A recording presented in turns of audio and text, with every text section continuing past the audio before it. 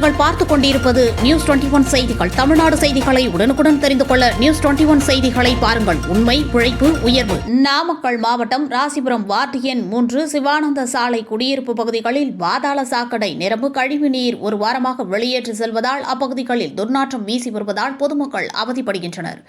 மேலும் அப்பகுதிகளில் 200க்கும் மேற்பட்ட குடும்பங்கள் வசித்து வருகின்றனர். இப்பகுதிகளில் அடிக்கடி பாதாள சாக்கடை அடைப்பு ஏற்பட்டு கழிவு நீர் வெளியேறுகிறது. பாதாள சாக்கடை அருகிலே அரசு பள்ளி மாணவிகள் தங்கும் விடுதி உள்ளது.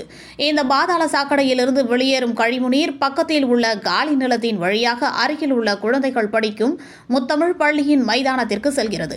இதனால் அப்பள்ளியில் உள்ள குழந்தைகள் மைதானத்தில் விளையாடும் பொழுது அப்பகுதிகளில் உள்ள பொதுமக்கள் நடந்து செல்லும் பொழுதும் அந்த கழிவு நீரின் மீது நடந்து செல்வதால் நோய் தொற்று ஏற்படும் அபாயம் உள்ளது.